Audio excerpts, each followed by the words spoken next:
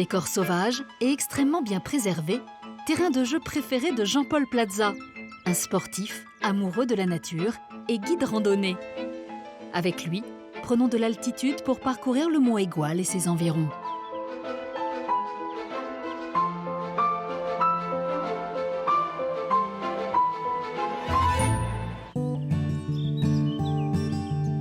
Pour débuter la promenade, Jean-Paul a rendez-vous aux Aurores avec Nicolas Pagès, garde-chasse, lui aussi amoureux de cet extraordinaire patrimoine naturel. On va pas trop traîner, on va aller sur le rocher de l'Aigle. Ça va ça? Ouais, et les conditions météo sont top. Bon, mais j'espère qu'on va... Normalement, ça devrait être bon, ouais, ça devrait être Bon bon. début de saison. Hein. Allez, on y va. Ensemble, ils entreprennent une expédition pour tenter d'apercevoir un animal très recherché et apprécié dans la région. Le mouflon. Dès leur arrivée, les deux hommes semblent être en veine. Il vient de coucher. À peine installés, ils sont déjà en très bonne compagnie. Allez, sur le rocher, là. Il y en a deux. Il y en a deux sur le rocher. Ah ouais, c'est des femelles. Ah, les trois, ils sont groupés là. Il y en a quatre. Il y a 4 beaux mâles. Ouais, 4 beaux mâles, ouais. À peu près 7-8 ans. Ah, ils se mettent bien au soleil pour qu'on les voit. C'est un animal qui a une excellente vue. Hein. Au niveau odorat, au niveau ouïe. Bon, on les quand voit même... qui nous observent là. Voilà, mais de suite, qui nous a repérés. Hein. Bon, moi, c'est la première fois ici quand même que j'en observe autant d'aussi près, dans d'aussi bonnes conditions. Là.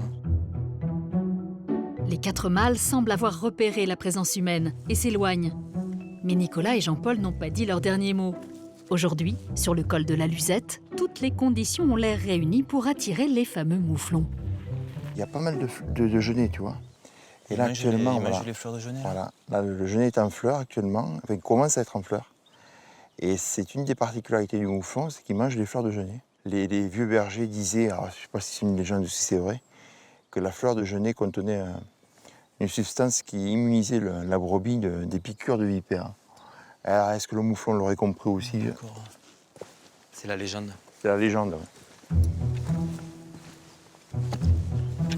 Nicolas connaît un emplacement privilégié pour l'observation. Un endroit qui porte bien son nom, le rocher de l'Aigle. Belle vue sur l'observatoire aujourd'hui. Ah oui, mais il Dégagé. y a plus que l'observatoire. Hein. Il y a plus que l'observatoire. Si tu On a regardes des bien, conditions d'observation qui tu as le sont mont Ventoux qui est juste là. Tu vois, tu devines le mont Ventoux. Ouais.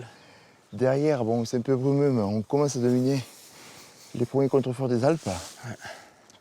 Et après, bon, ben, le mont Lezard qui est juste devant nous, là. Là, on a une vue absolument extraordinaire. Là. Franchement, c'est pas tous pour les rien. jours comme ça. Ouais.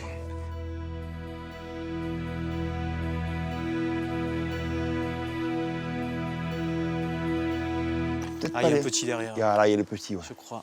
Je crois aussi, je l'ai vu, ouais. Je crois qu'il y a un agneau. Tu vois la femelle qui est couchée? À proximité des femelles. Oui, il est couché derrière ce rocher. Voilà, hop, il se lève. Oh, trop fort. Donc là, tu as un agneau qui vient de naître. Hop, il part derrière. Voilà. Ben, super. Oh non, je l'ai aperçu. Voilà, c'est un agneau qui est né au mois d'avril, là. Donc qui est tout jeune, qui a quelques semaines. Ah, il y a un mâle là qui sort là. Tu le vois le mâle là? Toute la famille. Voilà, on a vu toute la famille. Mâle, femelle et jeune. Super. Hop, voilà, ils sont bons. C'est une espèce qui est endémique à la Corse et à la Sardaigne. Et dans les années 50, on a eu des premiers lâchers de mouflons dans les Cévennes. 53, 23 mouflons ont été lâchés dans le secteur. Actuellement, c'est autour de 400 individus. Alors maintenant, on est autour de 300, 400, ça varie, bon, parce que les comptages ne sont pas non plus des plus précis non plus. Hein. Donc on revient de loin, mais enfin, bon, la population est bien stabilisée. D'accord. Maintenant, c'est devenu un peu un emblème. Un emblème du, voilà, c'est un emblème. Secteur. Quoi. L'autre emblème du mont Aigoual n'a pas de cornes, mais plutôt des antennes. C'est l'observatoire météorologique qui culmine à 1567 mètres d'altitude. Le dernier observatoire météo habité de France et aussi le dernier de montagne à être en activité. Chaque jour ici, en plus d'effectuer les traditionnelles prévisions, une équipe de météorologues accueille les visiteurs de l'Égual pour transmettre son savoir. Ils sont 5 à travailler et à vivre là toute l'année. Aujourd'hui, c'est Eric qui a les clés de la maison. Salut Eric. Ah, salut Jean-Paul. Comment vas-tu? Impeccable. Et toi? Bah écoute, ça va avec ce beau temps. Ça va durer ou pas? Non, ça se dégrade bien. Là, t'as la grande perturbation qui approche là par l'ouest et qui va nous toucher à partir de demain soir, donc ça va pas être fameux. Allez, assez parlé de la pluie et du beau temps. Eric a réservé une surprise à Jean-Paul. Il l'amène là où aucun visiteur n'a jamais eu accès, dans les parties privatives de l'observatoire. Et donc là, on va monter à l'étage. C'est vraiment la partie privée, en fait, votre espace interne. là, C'est notre espace de vie, quoi. Et là, tu as le fameux Georges Fabre, donc celui grâce auquel le bâtiment existe. Qui était le forestier. Voilà. C'est lui qui, en 1880, lança le projet d'une station expérimentale de météorologie, ici, en haut du mont Égual. Là, on rentre dans l'espace de vie, premier étage, plein sud, les fleurs partout. Ah, c'est la cuisine. Et bien là, c'est la fameuse cuisine, hein. Le point On se stratégique retrouve, de voilà. l'observatoire. On se retrouve le soir. Été comme hiver, dans des conditions parfois très rudes à cause de l'altitude et des intempéries, la petite équipe de l'observatoire peut heureusement trouver un peu de réconfort dans cette cuisine collective où il fait bon se réunir.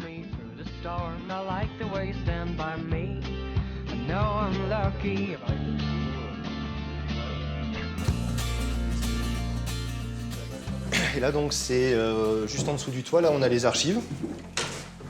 Ici.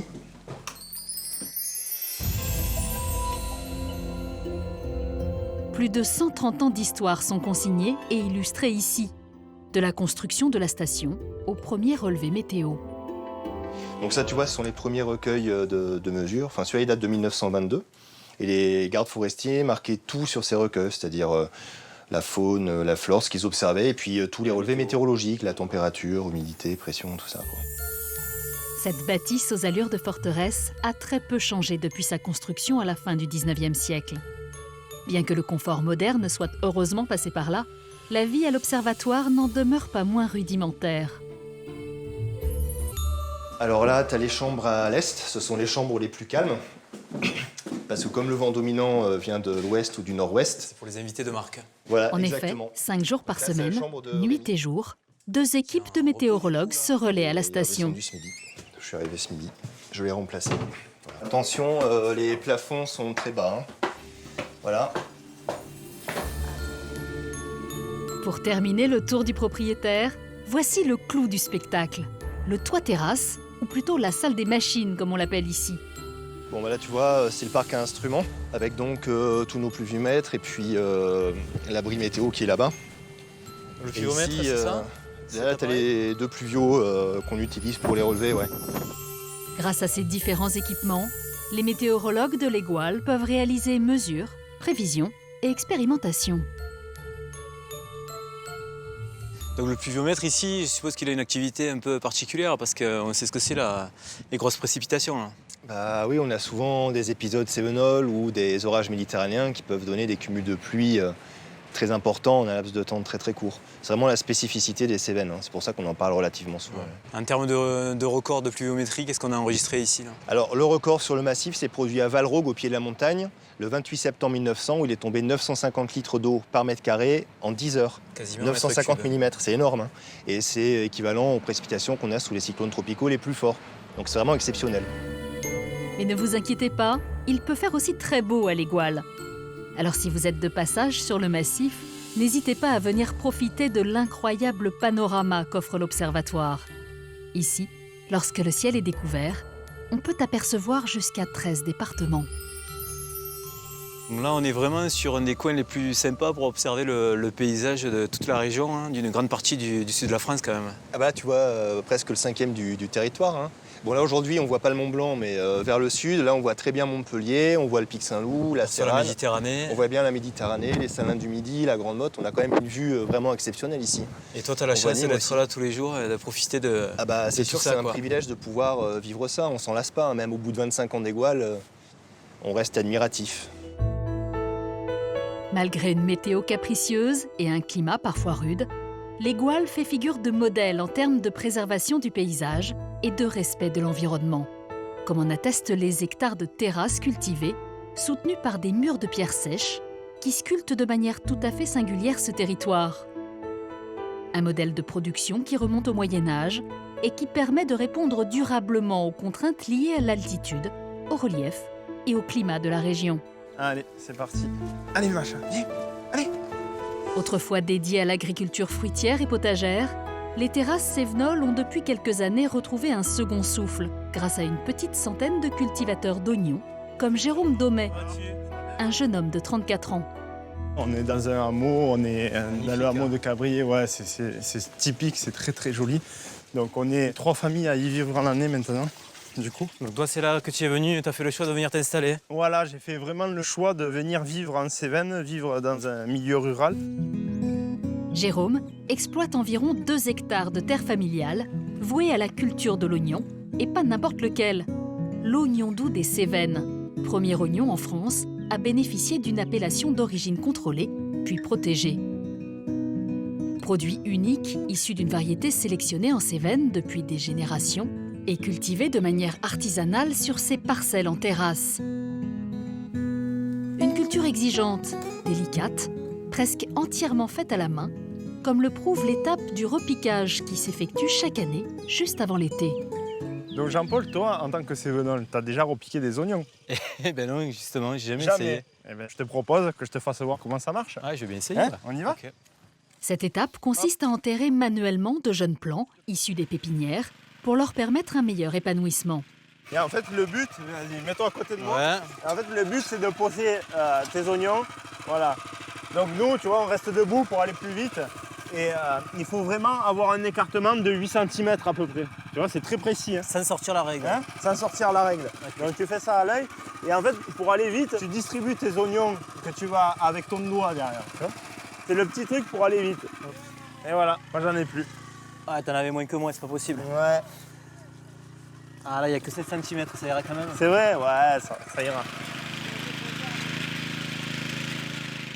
Du coup, ils vont rester couchés là ou ils vont finir Non, par ils vont se se redresser, relever. Là, on va les arroser un petit peu. Là-bas, ils ont été déjà arrosés pour ce Voilà, matin. en hein. fait, ce matin, on les a repiqués, on les a arrosés pour pas qu'ils souffrent trop de la chaleur. Ok. Aujourd'hui, les producteurs de la coopérative Origine Cévennes entretiennent au total plus de 2000 terrasses. Et chaque année, la totalité de leur production est écoulée. L'AOP, ça a vraiment donné de la force à cette culture. Et ça a permis vraiment à des jeunes de rester vivre au pays et de cultiver cette terre qui leur est chère. Quoi. Et de valoriser à nouveau le secteur, les terres qui sont voilà, ici. Réouvrir des terrasses, ça c'est très important. Quoi. Et de valoriser ce terroir que nous avons. Quoi. Un terroir qui fait le bonheur des cultivateurs, mais aussi des restaurateurs de la région, comme François Serra, propriétaire d'une maison d'hôtes au pied du mont Égual. On va éplucher les oignons, hein? Un tablier? On va avoir les yeux qui pleurent alors. Ah, c'est la séquence émotion alors. L'oignon doux des Cévennes se distingue par sa couleur claire et nacrée. Sucré et juteux, il est très apprécié des fins gastronomes. Cet oignon doux des Cévennes, pour toi, quelle qualité il a par rapport à d'autres oignons qu'on peut Pour trouver moi, là? c'est le meilleur. Tu le gardes déjà toute l'année, Ouais. puisque ceux-là ont été récoltés quand même l'année dernière au mois d'août. Voilà. Là, tu vois, ils commencent à peine à colorer. Ils sont bien translucides, donc on va le mouiller.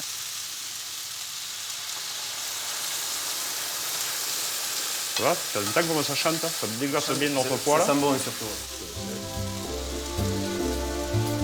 La recette de François va marier 2 produits locaux, l'oignon doux des Cévennes et la pomme rainette du Vigan. C'est bon, je pense qu'on en a assez. Oui. À partir de ces 2 ingrédients produits dans ce secteur de l'Égual, il a inventé un plat simple mais goûteux, la tartelette garnie pomme, oignon et boudin noir. Four à 200, c'est parti pour 20 minutes.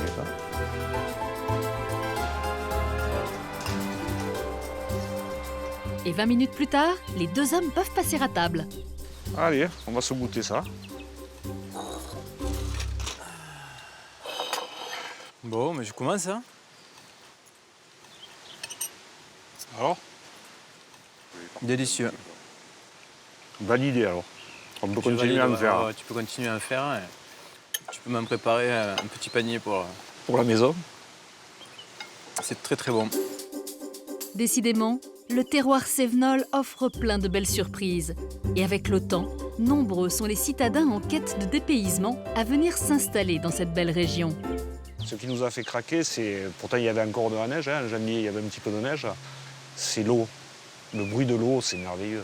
Les gens souvent disent l'hiver, ça doit être triste. C'est jamais triste. Il y a toujours des sources qui coulent, des paysages magnifiques à toutes les saisons. C'est indescriptible, quoi. On est tombé amoureux, fou amoureux. Alors comme François, laissez-vous séduire et envoûter par ces paysages grandioses. Par ce mariage harmonieux entre l'eau et la roche. Comme par l'union parfaite des cités de caractère et des décors sauvages. Faire escale dans les Cévennes, c'est épouser un style de vie simple, authentique et surtout faire corps avec la nature.